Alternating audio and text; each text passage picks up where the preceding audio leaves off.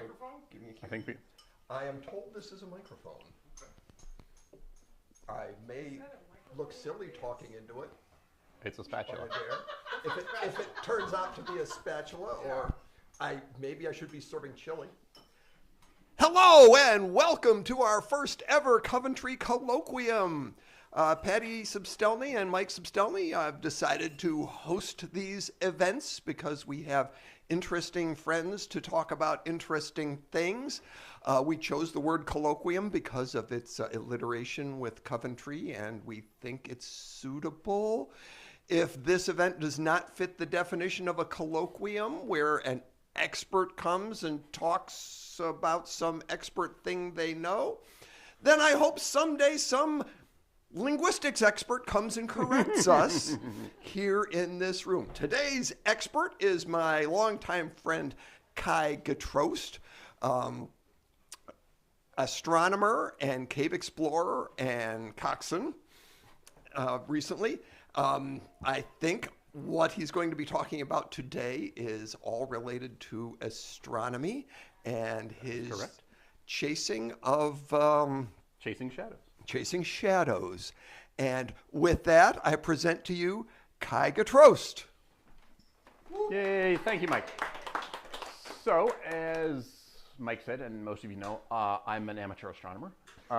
So I'd like to talk a little bit about a little adventure I was on the last couple of years. So most science talks always have at least one slide like this, right?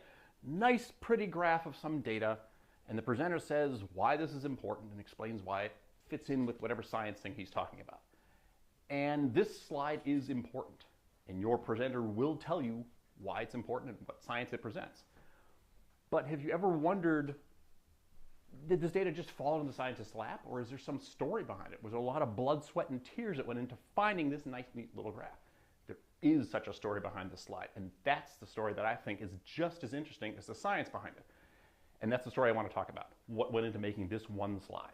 So, it's a story that involves New Horizons, the NASA spacecraft that explored Pluto back in 2015, where I got to work with dozens of scientists, including amateur astronomers like me, as we traveled around the world to the plains of Argentina, that's Andes in the background there, to the deserts of South Africa, even the middle of the South Pacific. It's Fiji right up there. Oh, my light doesn't work on this screen, but Fiji is way up there, trust me. So the story also involves the Hubble Space Telescope, the European Space Agency's Gaia spacecraft, and even an airborne 747 that has a hole cut out the size of it, have a telescope the size of Hubble sticking out the side of it to do observations from 40,000 feet. All of this was to get 2 seconds of data, just 2 seconds. So why was this so hard? Why were we flying all around the world? What was I doing there? I'm just an amateur. Why am I involved in all this? Well, we'll get to that. But first, a little background, okay? So New Horizons is the spacecraft that explored Pluto back in 2015. First flyby of Pluto gave us nice close-up data. But of course, it's a flyby. So after that, it keeps flying by, right? So after Pluto, it went and explored the rest of what's called the Kuiper Belt, which is this outer region of the solar system that begins roughly at Pluto and extends out a good distance. It's full of very creatively named Kuiper Belt objects. Wow, terrible creativity from astronomers. These are basically just chunks of rock and ice that are anywhere from a few meters across to maybe a few hundred kilometers across. Pluto just happens to be one of the biggest members of the Kuiper Belt. So NASA said, well, hey, we got this spacecraft flying out in the Kuiper Belt after Pluto. Why not send it after something else? So we need to find another target for it to fly by and explore this. And the value of exploring these objects is they are so far out in the solar system that they are well away from the sun. They haven't had a chance to fly in close to the sun like comets do and get all melted and transmortified. So if you want to figure out how the solar system was made, what building blocks it came from, you study pristine examples of the early solar system, which are stored in the Kuiper Belt. They're sort of like fossils of the early solar system.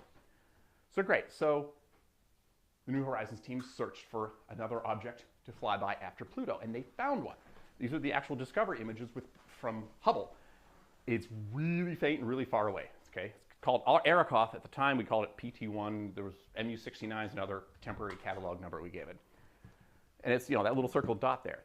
So great, we found that New Horizons is this little white blob there. So in 2015, it flew by Pluto in the red, and then 4 years later, it flew by Arrokoth. Great, we got some nice pictures, did a lot of science. Yay, simple, end of story, end of my talk, right? No, this is where it begins. Problem is Arrokoth is so far away and so very faint, we don't know exactly where it is. You see, there's really fuzzy images, right? So we know roughly, but not really, really close. And if you're sending a spacecraft to fly by something pretty close, you want to know exactly where the object is. We also don't know exactly how bright it is. Yes? Could you spell Arrokoth? Arrokoth is A-R-R-O-K-O-T-H.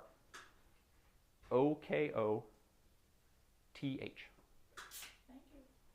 Yes. Okay. Are you going to give us other names? Yeah, it's temporary. I'm gonna I've already gone PT1 and ME69. I'm not going to confuse them with more names. And yeah, we can go into a big debate about the other name. So it's really far and faint away. We don't know exactly how bright it is. It could be, we can measure its brightness, but is the brightness we see from those couple of pixels a tiny little white snowball that's reflecting a lot of light, or a really big dark object that's reflecting the same amount of light? That makes a big difference when you're planning how to take imagery of this, because all of this has to be pre-planned for a flyby. So how far away you're flying by, the exposure you set for the camera, what surface details you're looking for vary widely if you're taking a picture of a snowball versus a bunch of laser black and white toner cartridge surface that's really dark. We also don't know if it has a moon or not. Too far away to see. Hubble can't resolve that. If it has a moon, I definitely want to know before the flyby. I wouldn't want to fly by and see it out of the corner of one frame and totally miss it because the camera's pointed at this interesting object and misses the moon over there, right? If it has rings or other debris, I really want to know that, because if I'm sending a spacecraft at several kilometers per second, I don't want to slam into ring particles and destroy the spacecraft. It's flying like 10 times faster than a rifle bullet. A small pebble could take it out. So how do we find out all these details before the flyby to help plan that flyby, make it as safe and as productive as possible? Well, there's an issue with this. As I said, Hubble can't really resolve this. This is the best map we have of Pluto, not Arrokoth, but Pluto, before the flyby. And this is not a real picture. This is a mathematical model based on actual Hubble images like this. That's all Hubble sees. That's the best picture we have ever gotten. And it's not even from Earth, it's from Hubble, of Pluto. It's what, 2 pixels wide? Arrokoth is at least 100 times smaller. How can you possibly see if it has a moon or rings or get its size beforehand? Turns out there's a way to do that. Occultations. It's not witchcraft. It's just merely when one object covers another, as seen from a third object. So a total solar eclipse is an example of an occultation. The moon covers up the sun as seen from the Earth, right? Well, a stellar occultation, when an asteroid passes in front of a star, another example of an occultation, that can give us a lot of data about that asteroid. So how does that work? Well, imagine you're out on a country road at night, long flat road, and you stop at a railroad crossing, and this car that has a busted headlight sitting on the other side of the tracks. You're both waiting for the train to cross. It's night, it's dark. All you really can see well is that headlight. What would that headlight do as the train comes by? Goes out, blink, blink, blink, blink, blink, blink, blink, blink, blink. Right? You're going to watch that headlight blink as it goes through. What if I had a camera recording that headlight, and then I plotted over time a graph of how bright that headlight was? Same thing. Goes out, blink, blink, blink, blink, blink, blink, blink. Right? I'd get a line like that. Now let's say there's a semi-truck sitting next to us. Okay, this was just the perspective from my car seat with my camera. Somebody's in a semi next to us. They're 8, 9 feet higher than us. So their perspective, if they have a camera and record the same train passing, their perspective has a different line of sight. Now, oh, look, there's a longer line there. It goes over the flatbed. And a little bit of wavering as it goes through the cabs of the tractors, right? They get a different cut through. Somebody in a building standing next door on the second story, way up high, car headlight might even be above the train.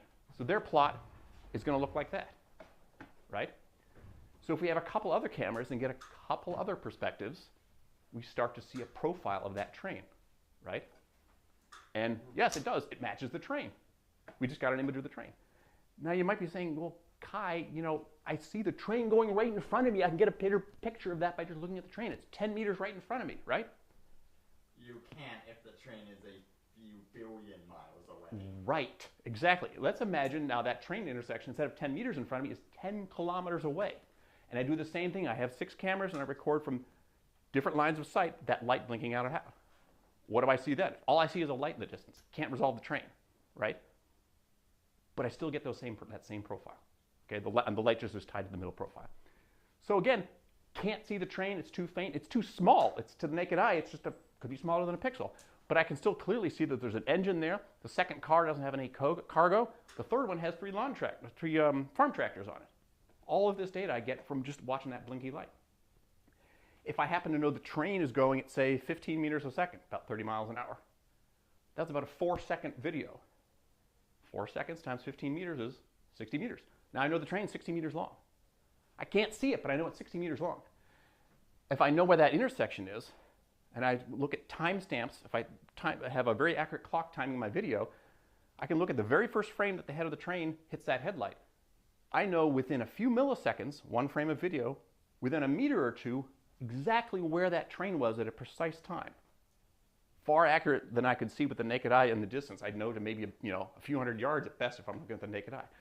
So I get all this profile information, I get size information, very precise position and timing, all from watching that blinky light. And I can't even see the train. So, turns out we can do something similar with asteroids. If an asteroid covers up a star, occults it, I can do the same thing. I can plot a line of that brightness over time. This is an actual little loop of an occultation. So I get one chord line from it from one observer. If I have other observers that have different lines of sight, they just station perpendicular or across track, I get other chord lines. And I start to get a profile of this asteroid, even though I can't see it. It's too tiny and too faint.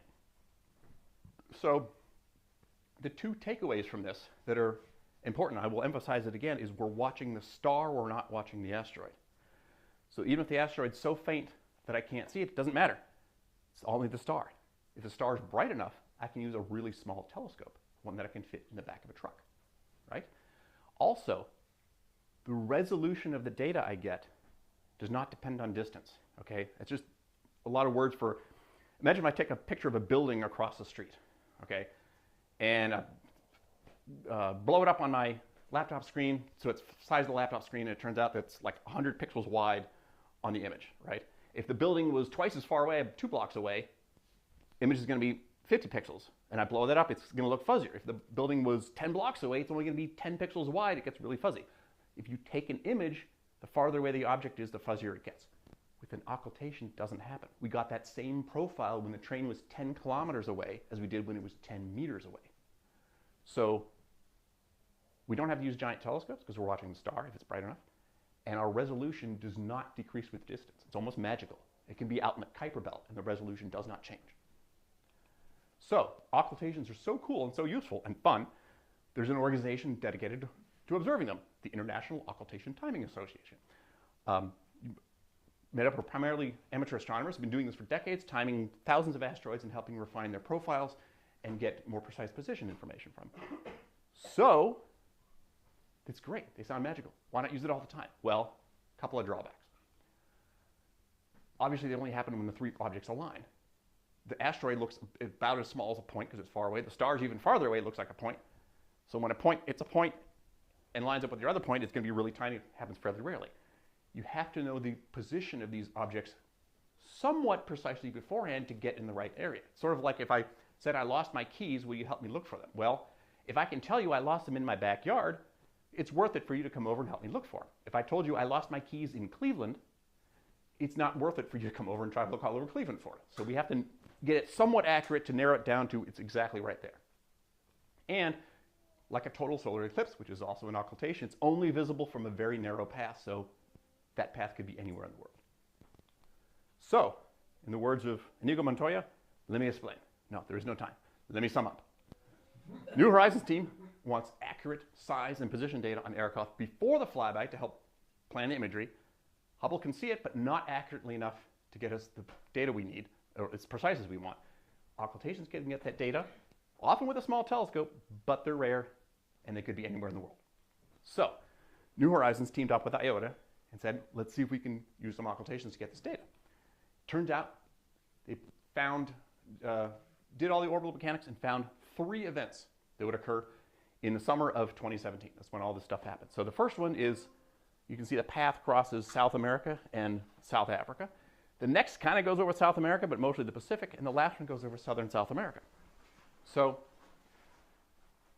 this is where I jumped in. I happened to have just joined IOTA at that time, and a member of the New Horizons team put out on the email list, said, hey, anybody want to join us to go to South America and South Africa and help navigate the spacecraft to the most distant object humanity's ever observed? I said, yes, please sign me up. And by some miracle, they accepted. So this started an entire campaign of prep for this. We need a telescope that is big enough to see this star, but small enough that we can put in a rental vehicle, because we're going to put this somewhere, anywhere in the world. We need a camera that's sensitive enough to record it. We need a laptop to record the data, software, cases to pack this all up, basically an entire mobile observatory that you can ship somewhere and put in a rental vehicle, and do that 24 times, because you need a bunch of observers to get multiple chord lines across that, right? So, first event. This one crosses South America and South Africa. So where would we go? Turns out we went both. Each of these, to get a good image, we want to have multiple chord lines across that, so we're a few kilometers apart. So we may only be spread out 100 kilometers or so at most. One large storm system comes in and wipes out all of us, and we only get one shot. We have that one event at that precise moment. If we go to both continents, hopefully there isn't the same major storm system extending across the Atlantic. And we can have the folks in South America span their chord lines like this, and the ones in South Africa go like that, and we just interleave them like that. So if we lose entirely one continent to weather, we still have a spread. It's half the resolution, but we still have coverage. So I got selected to go to Argentina. We were based out of Mendoza in the western half of the country. Great wine country. Even the gas stations out in the middle of nowhere, half the gas station is dedicated to wine. Got to our hotel, which was our main staging area, and then I met Mark Bowie on the left here, who is the project scientist with New Horizons. He's the one that discovered Aircraft, along with Alex Parker, and led the expedition, basically. So this began a routine that we did every day for a week. We'd have an all-hands meeting in the morning, plot out what we needed to do for the day, run out tasks during the day, set up our scopes at night, practice, get our system ready, go back, sleep, lather, rinse, repeat.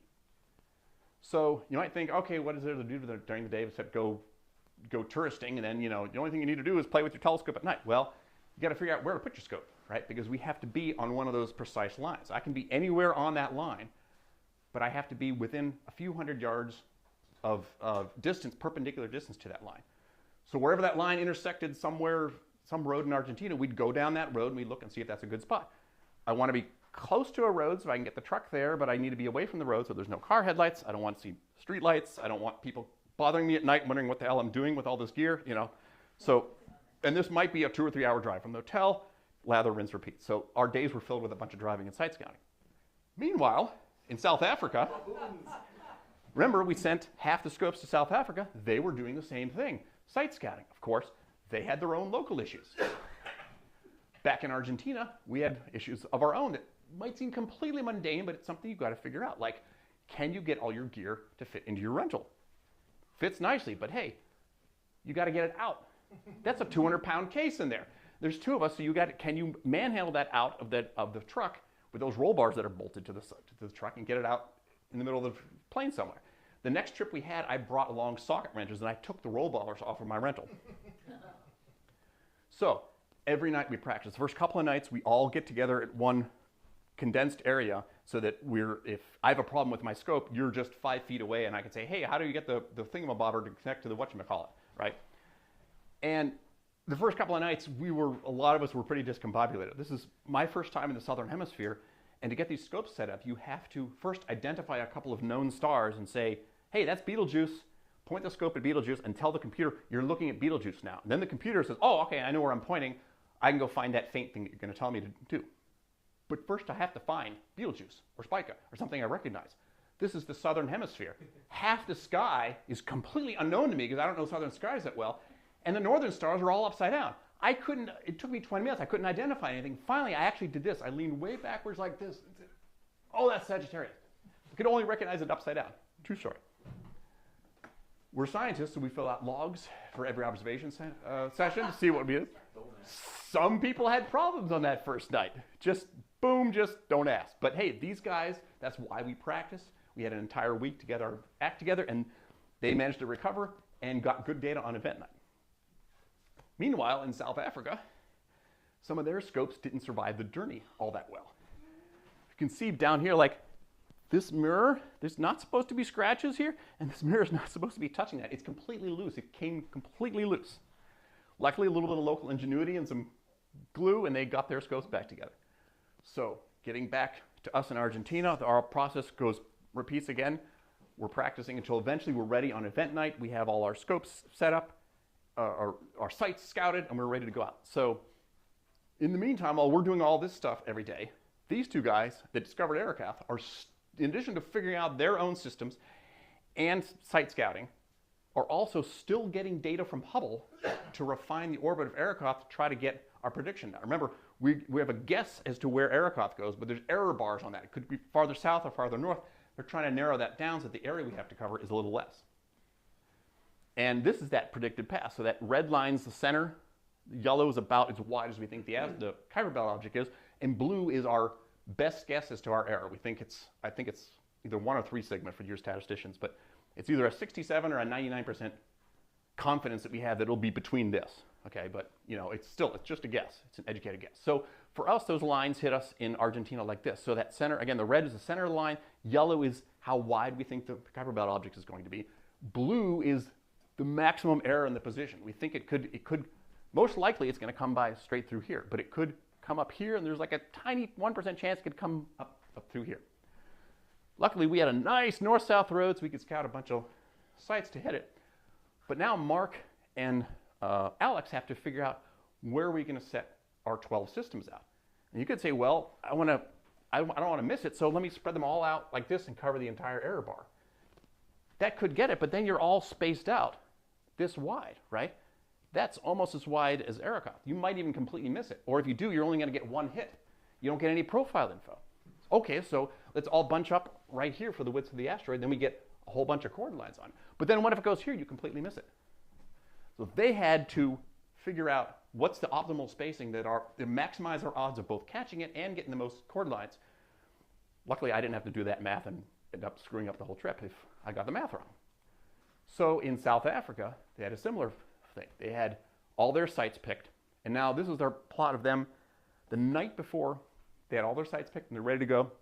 They look at the weather forecast, and there's an 80% chance of cloudiness all along the coast.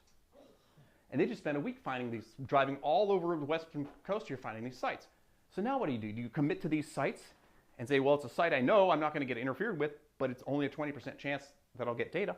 Or you bail and go way east and have no time, because you're driving an entire day, have almost no time to find a site, hope that you can find a site, but have a better chance at clear skies. They split the difference. Half of them went east, half of them decided to stay put. So now it's event time.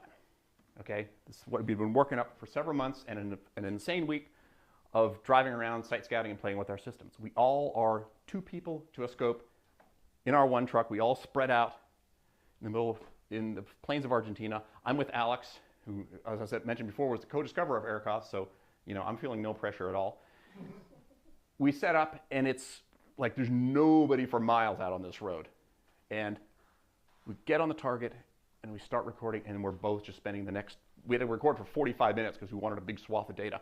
We're just staring at the screen. And we know precisely within a few seconds where we expect that event. So right then we are staring, hoping we'll watch this little star pick out.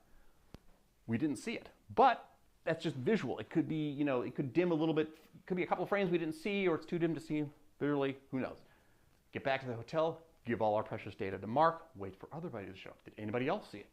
Okay, it turns out everybody had no problems with their equipment and was able to record data well, but nobody reported that they saw it. Meanwhile, in South Africa, who's 6 hours ahead of us, we're watching them on Slack because we all coordinate. So in our morning meetings, they're already busy driving across South Africa, so we're getting all sorts of messages of what's going on over there. One of the scientists had a flat out in the desert, couldn't get the spare tire out, had to find a local farmer with bolt cutters to get the spare out, got the spare on, had their security officer arrested for reasons that I won't go into, had to spend an extra day at a hostel somewhere out in the Karoo, arrived back at the coast a full day after everybody else drove back in. You know what her first reply was to everybody's, "Hey, I'm glad you're back" messages? "Thanks, give me your data." That's a scientist. So it's all over. We pack up the gear for storage, and we got to wait for analysis. Remember, everybody was able to record, but we don't know if we saw it. We didn't see it visually, but I have to wait for the analysis. So what was the result? We waited for like 2 solid weeks for Mark to analyze this. None of us knew if we caught it. We didn't. It turned out the prediction was probably about 20 or 30 kilometers. We back predicted later when there's success later, trust me, but not at this point. We were about 20 or 30 kilometers off. Now, it sounds like a big deal, but this is a Kuiper Belt object that is 6 billion kilometers away. So a 30-kilometer error isn't bad in cosmic terms, but if you're 30 kilometers away, your scope's still not going to get it. Luckily, we have 2 more events. So the next one here is, okay, it sort of goes over South America, but it's low on the horizon there, and plus the eastern edge of that is kind of in the rainforest. It's not really a fun place to try to set a telescope. So the only plausible way to get this thing is somehow observe it over the middle of the Pacific. So how the hell do you get a telescope over the middle of the Pacific? That's where this comes in. The SOFIA Airborne Observatory. NASA has a 747 that has a Hubble-sized telescope that points out that door on the side there. This pointer still doesn't want to show up on the TV, but you can see the little bulge there just forward of the rudder. So this is a plot of they're based in New Zealand for the half of the year that we were using them. And this is a plot of all their other flights for other missions. But for us, this one plot up here where they flew out all the way up to Fiji and then beep, just flew all the way back. That's what they did for Arrokoth. Now keep in mind, the core of this is to get 2 seconds of data at the right spot at the right time. On the ground, we need to be within a few hundred meters of our chord line. So this guy the pilots of the 747 have to fly 6-7 hours, thousands of miles across open ocean to get to a spot within several hundred meters within a timing of 1 second, all the while battling jet stream and winds in a 100-ton aircraft at 40,000 feet at 400 miles an hour. And they nailed it. They got within that 1 second a few hundred meters. Really good fly. Wow. So what was the result from that one? Missed it again. Now, it only would have been one chord line because it's one telescope, but it still would have said if we'd hit it, at least it would have narrowed down the position, even if we're getting its size, and that would have informed the next prediction, which we could condense that error. But still, now we're 0 for 2, and we got 1 more. Okay, and remember, we need this data for a one-shot flyby, all right? And then we have 1 shot left at it. So again, no pressure. This event is way down there in southern Argentina, and we happen to be based in Comodoro Rivadavia, which is a town on the coast there. And their motto is, it's the capital of the wind. That is right outside my hotel. I can't even hold, I was braced against a pole and I could not hold my cell phone. So, and we're using these big tubular telescopes that are highly magnifying a tiny little star. When there's 3 knots of wind, the data is almost complete crap. And at 5 knots, which is like not even a stiff breeze, they're useless. And we got to deal with that. When we were planning this, and we told one of our Argentinian scientists that we're planning on coming down to, and where we were going, and he said, yeah, we're going to be there in July. I said, oh, no, you can't. It's way too windy. You got to come back here in January. It's much nicer. Sorry, it doesn't really work that way for us. So the Argentinians had a solution, windbreaks. Somebody designed this setup, and now we have, in addition to all of our other tasks of site scouting and playing with our telescope systems, we have to design 2 dozen windbreaks, because now we have both teams in South America. So we took over the hotel parking lot, and not entirely successfully, as you can see from this tire track, glued these sheets together, bought miles of rope. They had their basement of the hotel was a fairly well-equipped machine shop, so we bought a whole bunch of rebar to make stakes for these things. Remember, they're very large and have to deal with a good bit of wind force. And one of our astronomers actually was also pretty handy with a welder as well, so you never know what stuff you have to do out in the field as an astronomer. So the same procedure applies. We have meetings every day, go out and site scout. We got tons of support from the local Argentinians. We had the mayor there. We had the Coast Guard show up and offer that if anybody broke a leg out in the boonies, they could fly a helicopter out and fly us out because they wanted to help. And not to be outdone, the Air Force offered us a plane to go site scouting as well. These guys were totally helpful. But again, still have problems. These guys had a drive problem that we had to solder in the middle of a hotel lobby. By the end of the week, we had our windbreaks all set up. So in addition to all the other gear you put in the back of the pickup truck, you got to put these things wrapped up. And let me tell you, the parking garages in South America are a lot smaller, but we're using mid-size like Toyota Tundra pickup trucks, which barely fit in the parking anyway. You put this on the back of it and it sticks out like this, and you have a hell of a time parking. What we didn't know is a lot of the beaches and roads in southern Argentina this looks like just like, dirt. That's harder than concrete. This is a 3-pound sledgehammer. That's the handle to it. He broke a 3-pound sledge trying to pound rebar into the ground. So now what do? This is the night before the event. We know we're going to have wind. We're going to be able to use these windbreaks we spent all week. Argentinians to the rescue again. Somehow somebody dug up a bunch of local truckers and semis, and every team got a semi, or almost every team got a semi assigned to them that followed them around. When you got to your site, the trucker parked upwind from you, got out some tarps, put it down beneath there, so you had a 13 by 50 foot windbreak in front of you. So now it's event night. We have all our sites scouted. We're all mostly along this north-south highway, which the Argentinians, again, through no asking of us, shut down the highway for like 3 hours so we'd have no headlights. We didn't ask them. They just did that for us. They just shut down an interstate. 2, 3 in the morning. Yeah. During an earlier practice night when we were in Commodore itself, and we were like in this big parking lot. So it's in the city, so there's lights about, but we don't care because the goal early on is just get your practice with your equipment. And Mark was playing with his scope, and he muttered some offhand comment as he's aligning. It was a lot easier if it wasn't that damn street light. And about 10 minutes later, the entire road in the town went dark. What he didn't know was the mayor was standing next to him, heard that, called up the city engineer, and told him to kill the lights on the main boulevard that we were parked next to. These guys, we would not. The only reason we were successful is because of all the local support we got from them, and that's true of all these trips. So some people on event night had local solutions to the wind. These guys somehow found a hole in the concrete-like beach and were able to sit down 4 or 5 feet down there. My site had no such luck. I had that hard beach, which I only found out the night before when I didn't find out the night before because I didn't have the tarp with me. So I can't pound this into the ground. I don't get a semi because they're all allocated to somebody else.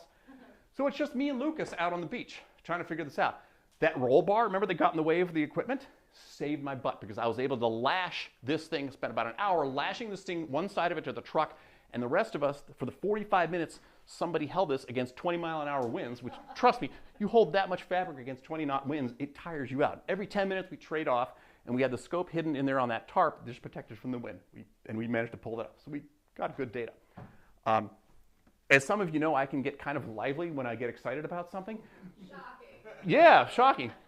And I barely got that thing tied to the truck in time. I had about 5 minutes to spare. So I spent a solid 45 minutes swearing up a storm. And at the end, the drive back, we come back to the hotel, and we were one of the most distant stations. I had about a 3-hour drive back, and that kind of occurred to me that I was sitting there swearing in English at Lucas, who's fluently bilingual and fully knew what I was saying. But then it occurred to me, I have 3 hours on the drive back, and we have nothing to do. So I said, Lucas, you need to teach me how to swear properly in Spanish. That was the funnest drive ever. I don't remember any of the terms anymore. That was such a fun drive. So we get back to the hotel. It's now 4 in the morning. There's a wedding party going on next door, so every 20 minutes we hear a Spanish cover version of Gangnam Style going off, and we're listening to other people's war stories. So some people, did somebody see it, I start looking at data sheets. Oh, look at that. Okay, for some reason I blurred out the word hell yes, and saw it. But also, look here, wind speed, 20 to 25 knots. These things die at 5. Their windbreak held, okay?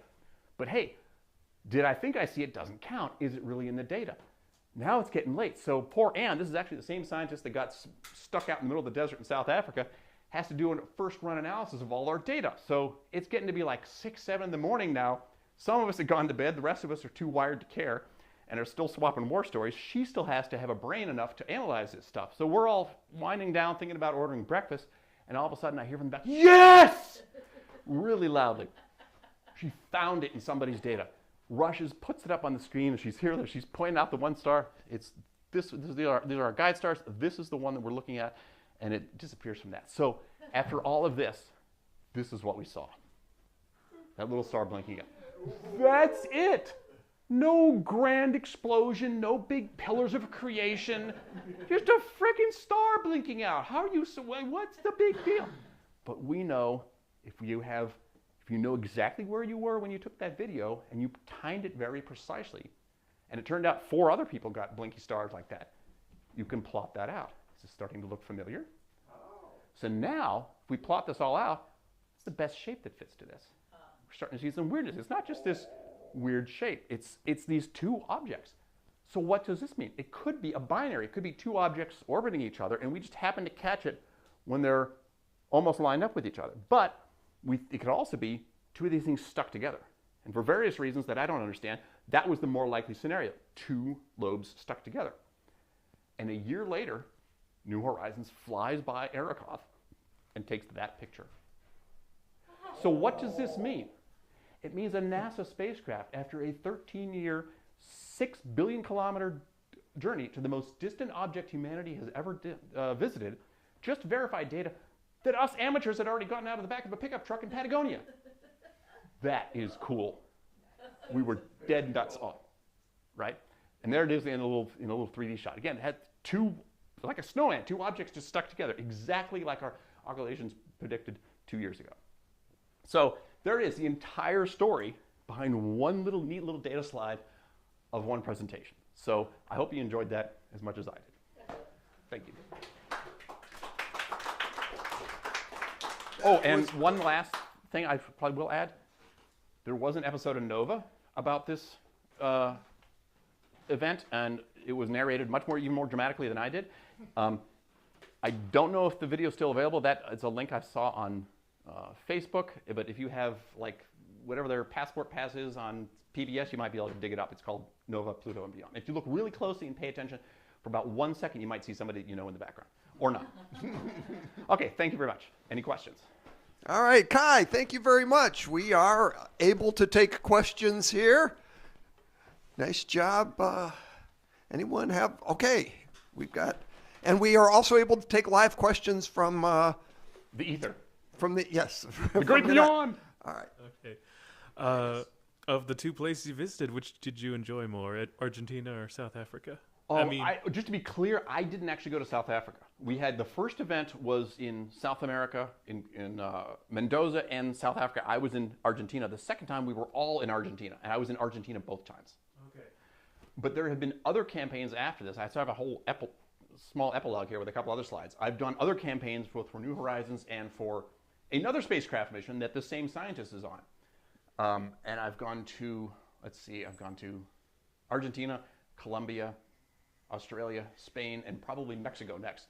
Right, so far, Australia is my favorite by far. And that's why. Because the local hazards are the most fun in Australia. Okay. Okay, do we have other questions? Yes, Jared. Any chance of another object that New Horizons, do we have any? They are, yes. Checking the website. Yeah. There's a chance. It's very, very slim. It's the original campaign. I don't know if you, a little throwaway line I had in there, when they were originally looking for Arrokoth, that's a whole other story in itself. That took several years. You got to realize that Arrokoth is the first flyby we have ever done of an object that was discovered after the spacecraft was launched. So you already had a constraint. It's on its way. You have a time limit. It's going to get out there in a couple of years. Okay, you got 9 years. Well, it took a while. We only discovered it just before the Pluto flyby, like 5 years before the flyby. But that's getting pretty narrow. And it was hard enough to find that. So the chances of finding another one when it's been another 5-10 AU farther out, Arrokoth was only discovered when we used Hubble. It cannot be observed from the ground. It's just in too crowded a star field and it's too faint. So they are still looking, including with doing some imaging from the spacecraft itself. And they're still trying, but the odds are very, very low. Okay. Anybody else? Other questions? Yes. What was the size of your scopes? I know you said they were small, They but I was are just curious. 16-inch. This is the same scope. This is the other spacecraft mission I'm working on, Lucy. So they're 16-inch Dobsonians. That's one set up there, and I think that's somewhere in Arizona. So they collapse fairly well. These truss tubes, this just collapses down in, and then these boards collapse and fold down. So even you can fit it in a mid-size SUV if you're careful. We usually use a Yukon or something like that. So they're just enough that like two people can, if you have some upper body strength, you can kind of manhandle it solo, but it's a little tough. But two people can generally handle it. We had another question here. The purpose of this was to gather archaeological information for the beginning of the universe, because we can't get that close to the sun. Yes, What archaeological information did we gather from this? that would probably be a more detailed question for someone that knows more about what we learned from that flyby. But the biggest thing that I know that we obtained from that, because we can see this back to this picture here, because we're seeing more of this surface here, that leads us to believe there were two leading theories as to how these objects were created. Either they accumulate, there's a giant dust cloud that most of these planetismals, as they're originally called, condense from. So the leading theory was, or one theory was, either that dust directly coalesced into these two small balls and they were orbiting, or that it first accretes into small pebbles and the pebbles hit each other and they accrete, if I'm understanding it correctly. And definitely be able to correct me. I don't know how much planetary dynamics he knows. But I think by looking at the pictures of the surface of this, they were able to say that the pebble accretion theory is far more likely. And the implications that has for solar system formation is largely beyond my purview. But my involvement in this is just finding data to help them plan the flyby. Yeah, but there's tons of papers on what they actually found out from this flyby. But again, the usefulness of finding it out in the Kuiper Belt is it hasn't been damaged. If I'm an alien, let's say, and I come in and I want to study ice cream, you'd want to study ice cream fresh out of the freezer, not after it's been sitting on the sunny sidewalk for 10 minutes, right? It's a completely different thing. Comets or other stuff that gets closer to the sun is like the ice cream melting on the sidewalk. Completely different thing than what it originally was. Right. So we want to study it how it originally was. But there was a lot of data that did a lot Oh, of theories yes, that there's served still- its purpose. Besides just getting the data also served Led its to, purpose. oh yes. I mean, it's been 5 years on, there's still papers coming out from their data. Oh, wow. Yeah. Okay. Oh yeah. All right. Yep. And there are other KBOs that they have, not nearly as close, but they have done observations of as well. Even from a distance, there's useful observations they can do as well. Okay, Anyone more else? questions, more questions. All right, Darren. What is the significance of Lucy? Lucy, okay, so Lucy is there's another spacecraft mission. New Horizons went out to Pluto. That was his prime mission. And if you had a chance and they could find one, they were going to fly by another KBO, and they did. But it's really difficult to find those objects way out there.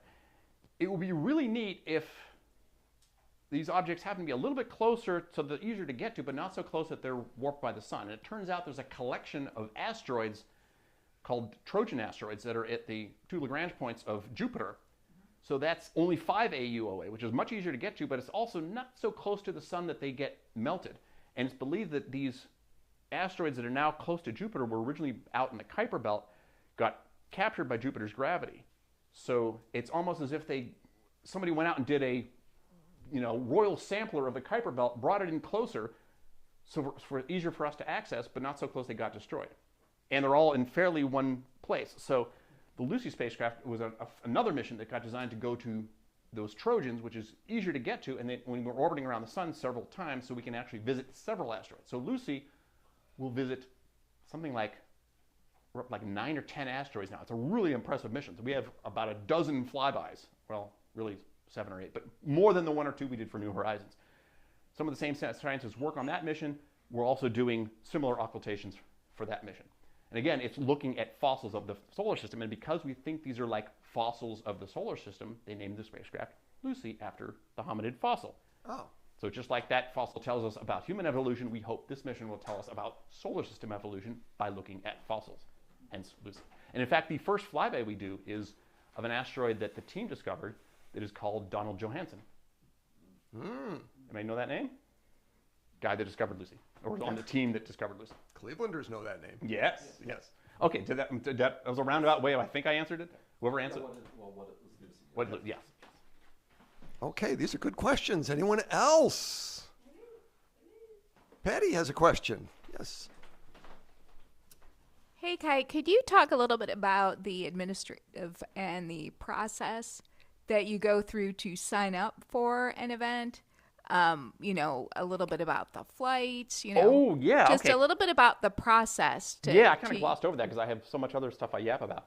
So I got involved in this, as I said, I've known about occultations for a long time, and I always thought, oh, that's kind of a cool thing, and never got into it. And then finally, some years ago, like a few months before this campaign started, I decided to join IOTA, got on the mailing list, and that's when I happened to see a message that got sent out by one of the New Horizons scientists. And this was actually this is their second call for observers to go fly out, help us get data that'll help fly New Horizons out to beyond the Kuiper Belt. And this was the second call. They didn't have enough people yet. How do you not have enough people to sign up for this? So I said, yes, please. I had no experience. I threw my hat in the ring, told them I have no experience, but I figured, hey, you miss 100% of the shots you don't take, right? So I put my name in the list, and then I wait for the next couple of months. They have little information going out. Okay, fine, we have a whole list of observers, but now we have more people than we need signed up, so some of you won't get to go, blah, blah, blah.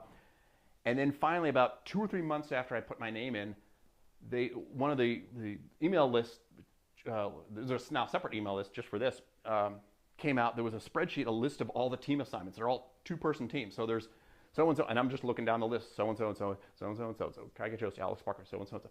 I'm sorry, what now? So, yeah, but in between there, I will add that another of the scientists on this campaign that is on the New Horizons team owns a scope just like this, which is one of the reasons we picked these, because we know they work well. And that was David Dunham, and the other guy in that picture next to Mark Bowie. He's the founder of IOTA, so he's been doing this for decades. And he had an open house at his house. He invited anybody that was in the Maryland area to come by and look at the system they'd be using and get to practice with it. So I drove from Cleveland. They had never heard of me other than on this email list. Drove out to their house and practiced with them on that scope. And I found out later that was essentially my job interview. Now they know that a real Warren Barty exists, and he's probably semi-competent, or at least can be taught. And so that played a big part in me getting picked. But now, for the rest of these, we have a sort of a campaign. So there's a group of people that have some experience on this, but there's also a wider group of people that are either interested in this or had maybe only been on one campaign, and we're all on this Slack channel. And so whenever there's a campaign going out, he will just put out, okay, now we're looking out for observers, and there will be a Google form sign-up sheet. And depending on your experience, sometimes they need experience for observers for this, or they need, more people for whatnot. Different people get picked. We also always use a lot of local observers from the area that we're in because, A, it's a lot cheaper to not have to ship people out there. This gets expensive. The first couple of trips we did, almost all the observers flew down from the US in addition to the gear. That gets expensive very quickly. Plus, the locals know the area. You don't just need somebody that knows how to run the telescope. You need somebody that knows where not to put it, right? And can speak the language, right? So on every campaign, probably a good third of our observers are brand new, and many of them aren't even astronomers. But we have the procedures down, and Mark is such a good instructor and has very detailed, easy to follow instructions for running these systems that we can teach non-astronomers how to use them.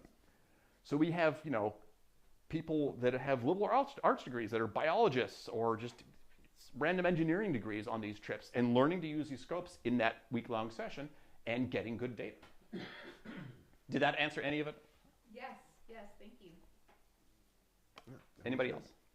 Okay, we have another question. Yes. What is the cost out of pocket to you if they say, hey, we need you in South America, we need you in Australia, we need you in Greenland? That's a good question. Ultimately, the costs get reimbursed, but generally they have their own travel department, and so the plane tickets generally are set in advance. So they will, on that survey form, it'll say, okay, where do you want to fly out of and where do you want to fly back to? And then they know where we're going, so they will arrange flights from where I'm going to where I need to go and get me tickets, and so that's prepaid. But then the hotel can vary, it depends on the logistics of the mission. Sometimes we may not know the hotel until the last minute. They'll have a hotel reservation for me, or they may not, and I have to get it. But generally, the hotel, paying for the rental vehicle, generally they may have a reservation for me, but I will have to get it on my credit card. And incidentals, food and fuel, all is out of pocket for me. I have to keep receipts of everything, and I submit that in for reimbursement, and then I get reimbursed for that. That sometimes is the hardest part of the thing, is the day long of getting. I once had like about half of the living room floor filled with receipts that I was organizing to fill out. They finally streamlined it a little bit for us that we can now. I don't have to file every single food receipt. I get a per diem for food. Oh, hallelujah! I don't have to keep every receipt for every meal. I can just say, yes, I spent this much this day. But everything else, gas and rental and hotel, I got to itemize and get back. And then declare my taxes and tell my accountant that no, this isn't really new income. It's actually an expense and blah, blah, blah, blah. But ultimately, yes, you get made whole. Oh, we have more questions. Very naive question, but Shoot. how was Arakoth originally discovered? There was Arakoth. Well, first you want to look in a spot where you know New Horizons can get to. So you have a certain amount of, it's flying on this trajectory, and with a certain amount of maneuvering fuel, you will have like a cone that you could reach, because you could expend a little bit of fuel to go this way or a little bit of fuel to go this way, but you're not going to come to a complete stop and go woo over to make that left turn at Albuquerque, right? So you plot that on the sky, and you have a region that you know expanding out in time that is the finite region that you can get to. So you start looking for Kuiper Belt objects there. They're going to be really faint because they're all pretty small and that distant out there. And like that discovery image, where it's a series of images. If I go back to the, I don't know if I have it way back there, blah, blah, blah, blah, blah, blah, blah. Hold music plays here, Final Jeopardy theme song. Do, do, do.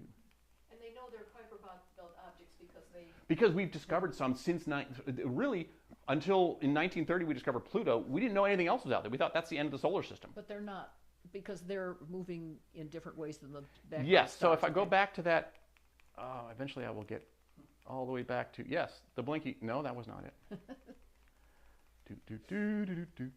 Final Jeopardy theme song. Yes, this. Okay. So this is the Hubble discovery images of Arakoth. So you take a bunch of, it's discovered largely with a glorified or refined version of how Clyde Tombaugh discovered Pluto. You think it's going to be in this region, you take a 30-second exposure that you think is long enough that it's going to make objects show up, and then you, like a day or two later, you take another exposure of the same area, and you compare them, you blink compare them, you see what changed. This is like 5 different exposures, several hours or several days apart, okay? And you plot them together. Now with computers, we can find smaller moving things amongst that noise, because remember, this is really pushing Hubble to the limits, you can see from all this noise in there. So you have software that can help pick this out. There's other algorithms they use to, like, we can guess which way they're going even before they discover, because pretty much everything goes this way around the solar system, or this way. So you can track the camera along the speed that you think of the Kuiper Belt object so that you get the exposure to not smear out, right? You're just guessing where it is, but it'll make that stand out a little bit more, and the stars will streak a little. And then you can use software to sort of strip out the stars a little bit. But it still took them, we started shortly after 2006. It was 2014 to find this. It was a solid 8 years.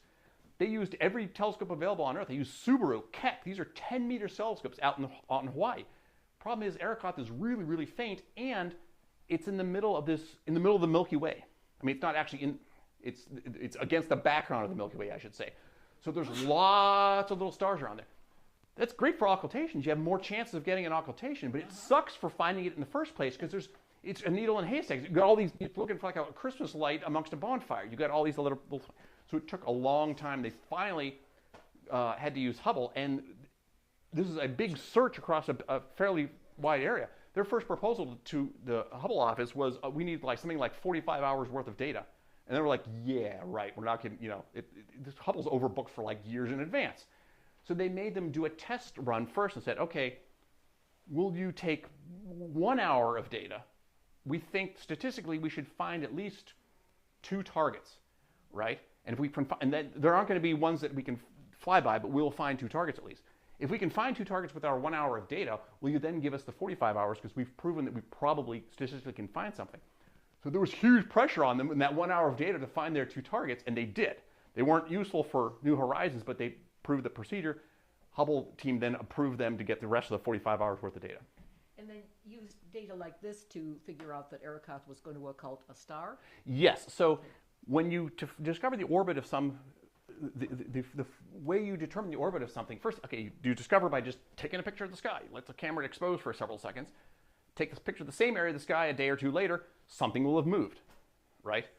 So you don't know how far away that is because you only have this 2D picture, but you know that Kepler's laws work everywhere in the universe, right? So you take enough of these pictures and you get the 2D projection spots of where it is. You can then mathematically apply Kepler's laws and say, well, what orbit solution will fit all of those, right? So there may be 2 points, like say here and here. I could have an orbit that goes like this that fits it. I can also have an orbit that goes like this that fits it. But if I take enough points, eventually there's only going to be one orbit that will project against that 2D. So that's how they find the orbit of it. But again, because the data is so noisy, and for an object that far away, Hubble's resolution decreases with distance. The error bars on that orbit are still like 20,000 kilometers. And you want a 3,000 kilometer flyby, and you want a 20 kilometer object that you're going to find, you need higher res data. The farther from the sun it is, the harder it is to reconstruct the orbit too. Yes, the error, because it's just like if I'm the building picture, if I took a picture of a building across the street and it's 100 pixels, whereas the building 10 blocks away in the Kuiper Belt is 10 pixels wide, you can't tell the thickness of the building is accurate because there's only a few pixels. And here, this is less than 1 pixel, really. Did that answer it? Oh, one more question. How bright were the stars that you were occulting? What magnitude? They were around mag 15, mag 16. Okay. So we were pretty damn dim. Yes. You definitely aren't going to see it naked eye. But again, the dimmer the stars, the more there are of them. Just like rocks, right? There's only a few big boulders, but there's thousands of little grains of sand on the beach. So if you find that sweet spot of a star that's just bright enough that you can see it with a telescope that's just small enough that you can fit it in a truck. And we were taking probably quarter or half, 250 to 350 millisecond exposures. So any jitter in that wind, as you saw, that's totally going to blur it and ruin the data. Okay, we have another question. It's sort of related to my original one about the size of your scope. Sure. In a situation like this, do all the scopes have to be the same size? That's a good one. It would be nice so that you have consistent outline, but we don't have to. Mark now has several different systems because we started out with these Dobsonians because they were 16-inch. We could figure they're nice. This particular brand of Dobsonian is relatively inexpensive. It's expensive enough that it works well for our needs, but also cheap enough to be affordable when you need to buy 24 systems. But it's also, it's got its weak points. It's a little flimsy. We call them IKEA telescopes because they really are. It's particle board mounts. You put it together, it can blow around the wind and whatnot. But it turns out that it has you get the most aperture per dollar of cost, right? We could go bigger. You could get like 20% bigger, but you would triple the cost. And you could go smaller, but you're only like at 2/3 the cost. So it was a sweet spot. Turns out for some events, we have brighter stars that are maybe 9th or 10th magnitude. We don't need giant scopes like that. We have 8-inch Dobsonians now that we use for the brighter stars. Way quicker to set up. These things take 45 minutes if you're good. 45 solid minutes just to get assembled and tracked. And then you got to find the field. The 8 inches I can set up in like, half an hour. We also have Schmidt-Cassegrains that are about 11 inches wide. Those things are sweet. I can be set up on the field, on the star in 20 minutes. You just put it out, put the thing on the tripod. So the long-winded answer here is that we've used multiple different systems on the same event because we needed more systems and because we can just adjust the exposure from different ones. And the 11 inches, amazingly enough, because they're at prime focus with the hyperstar, actually give us data almost as good as a 16-inch. Don't ask me why, but they work almost as well. Anybody else? Okay, yeah, the questions are excellent today. Anyone else have any follow-up questions for this? Doug, do we have any questions coming in from cyberspace? Bueller? No, they started later, so their time shifting. Okay.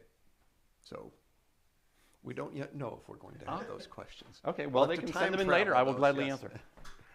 Okay, well, thank you very much. much, Kai. I've got to say, as I said at the beginning, we're hoping to have more of these Coventry colloquiums in the future, but you, sir, are going to be a very tough act to follow. That was excellent. Let's hear it from Kai Getrost, everyone. And that's it. We'll see you next time.